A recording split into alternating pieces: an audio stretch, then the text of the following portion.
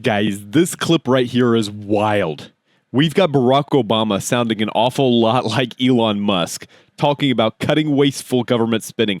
But here's the kicker. Elon Musk actually means it.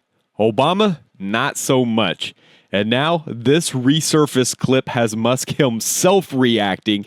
Oh, and let's not forget the absolute chaos unfolding in the Democratic Party over the latest spending bill. Trust me, guys, you're going to want to see this. Watch this clip, then we're going to break it all down because there's a lot to unpack here. Well, guess who's back, you guys? This is a nice little flashback to Barack Obama, who's sounding a lot like Elon Musk. Watch. Everyone knows that getting rid of the deficit will require some tough decisions. And that includes cutting back on billions of dollars in programs that a lot of people care about.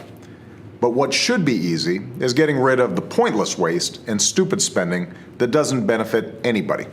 We're calling it the campaign to cut waste. Not just eliminating fraud and waste, we hope to be instilling an entire new culture that not only our administration, but every succeeding administration. So then Elon Musk, of course, posts, wow, that sounds just like DOGE. It does, except the difference is Elon Musk means it, and those guys were just flapping their lips, right? Yeah, it reminds me of the old John Kerry thing. I was before I was against it.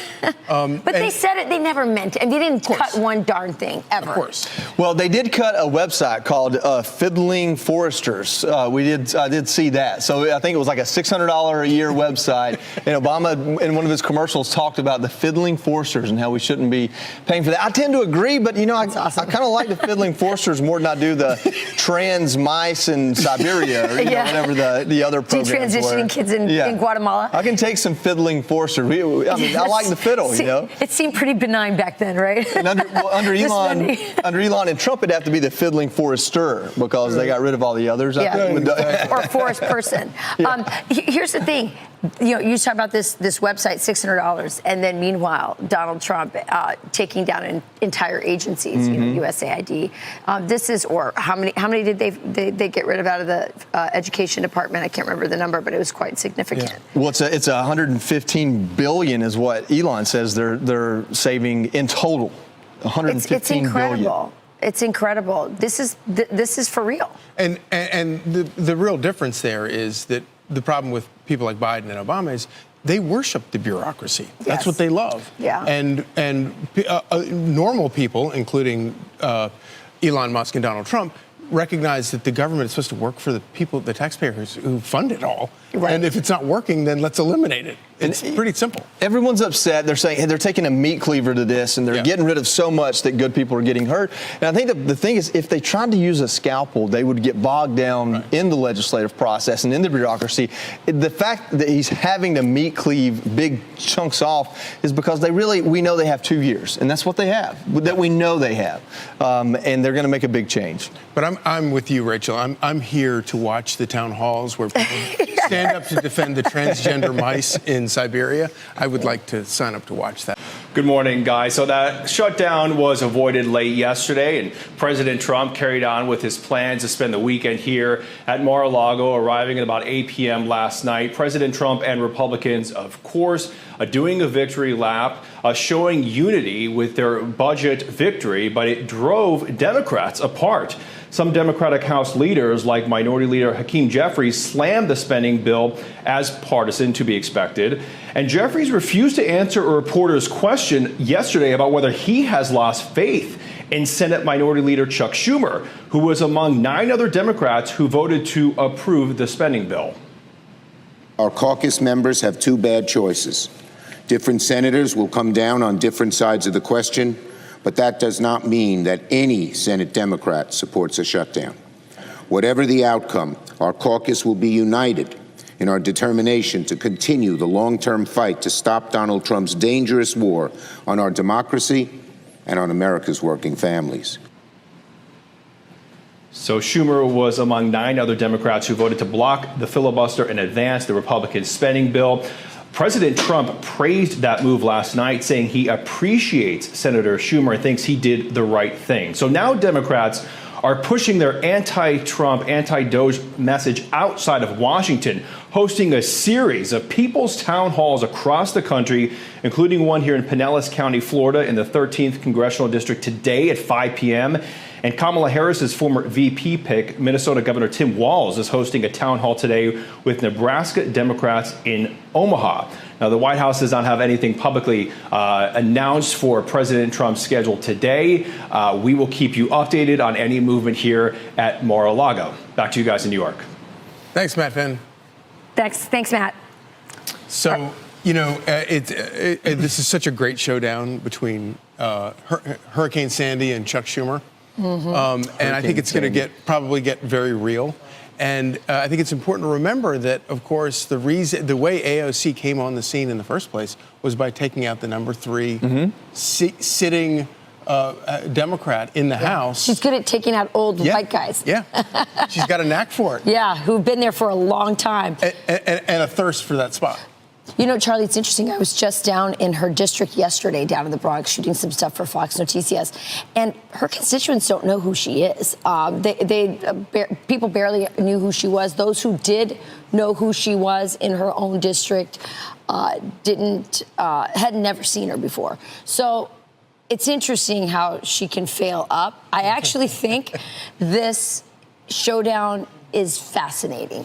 It's generational. Yep. And that woman should never be underestimated. It shows you just ever. how different the party is, even without Nancy Pelosi. I can remember several of these showdowns where no matter who was in charge, Republicans were blamed. And they ended up taking the blame. You mean on the government shutdown? On the government shutdown. Yeah, you're right. Several times. Ted Cruz, during the Tea Party movement, several of them were championing kind of the Thomas Massey line, we're spending too much money, let's not spend so much money. And someone pointed out to me one time, it makes a lot of sense. If you want to spend $1 trillion and you're a Democrat, the Republicans want to spend $0. So you just ask for $2 trillion. You know what I mean? Right. And then negotiating and meeting in the middle is getting what you want. Sure. Republicans are always at a disadvantage when your goal is to cut spending rather than increase spending. But without Nancy Pelosi, it's not the same party. But here's the guy that took her place. This is Hakeem Jeffries, the House Minority Leader, and this is him dodging questions about the Senate Minority Leader. Is it time for new leadership in the Senate? Next question. Have you lost confidence in him, the fact that you guys see this so differently? Next question. Mr. Leader, why were you afraid to say anything about Schumer when you were asked? No. Do not characterize. No, my question was why were you afraid to say anything? Do not characterize my remarks. I'm not afraid about anything. But you went to another question. Anything. I said, I was very clear that we look forward to working with every single one of our Senate Democratic colleagues. Every single one of them to push back against the Trump administration. Yeah, he's acting like his manhood was called into question. I'm not afraid of anything. But, obviously the House and the Senate taking different positions on this. The other thing that's happening is Tim Walz is leading the charge, going to everybody's districts that they think. That's a change. He's not used to leading the charge. Usually he sits at home while his unit deploys. He'll be there, Joy, with jazz hands. Yeah, there you go. And he will... Armed with jazz hands. Armed with jazz hands. Armed with jazz hands, going to these districts. Is this going to make a difference, you guys? Some of these districts are really ruby red. Yeah, I don't think that they are going to make a difference. And I think it's kind of funny. We've seen a lot of coverage of some of these town halls. These are the fakest town halls I've ever seen, where these Republicans get accosted by voters, and they're not real voters. They're not real Republican voters who are showing up. No. They're not regular constituents. They're programmed Democrat operatives going in, and they're getting upset at members yelling at them, saying things like, how dare Trump say something funny about Justin Trudeau? It's like, I've never heard a single regular voter who cares what Donald Trump says about Justin Trudeau. But those are their list of grievances, and and I think it's stupid for Republicans to fall for it and do care. Yeah, exactly. Yeah, Why? Yeah, exactly. Just dismiss this. And these fake AstroTurf activists, it's going to keep getting worse as the USAID money that was getting funneled into NGOs, as that dries up, the protests get lamer and lamer. They're not going to do it out of passion? No. First off, guys, do me a big favor and smash that like button to help more people see this video. You're not going to hear this take anywhere else. Obama versus Musk. Who really meant it?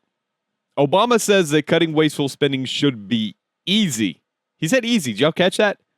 But did he cut anything meaningful?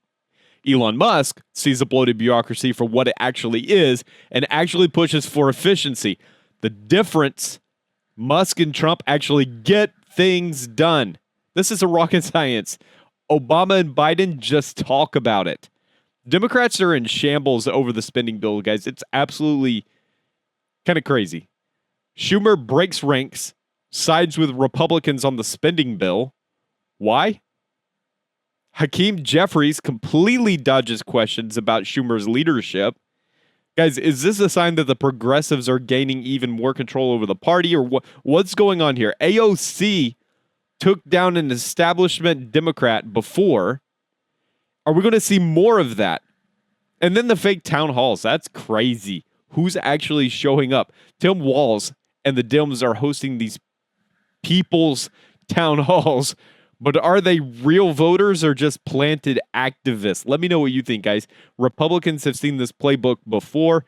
Manufactured outrage, scripted questions. When's the last time you saw an actual voter get this worked up over what Trump says about Trudeau? I know it's happening. Not at the level the Democrats are saying that it's happening. But let's zoom out and look at the bigger picture. Government waste and what's at stake. Elon Musk highlighted $115 billion in waste being cut right now. Why aren't more people talking about this? This is maybe the biggest achievement, at least in my lifetime, guys. But the real problem is that the left worships the bureaucracy. They don't see government waste as a bug. To them, it's a feature. If Trump or Musk had their way, the deep state would shrink overnight. Is that why the establishment fears them so much? Okay, guys, let me know what you think. Do you think Musk is right to call this out? Is the Democratic Party about to see a major civil war between the moderates and the progressives within the Democratic Party? And if Republicans always lose the spending battles, how should they play this differently? Okay, let me know down in the comments, guys. Drop your thoughts. Let's get the conversation going. If you want to support the channel and see more content like this, guys, consider becoming a channel member. Your support helps us bring you real conservative commentary that cuts through the noise. Guys, I'll see you in the next one.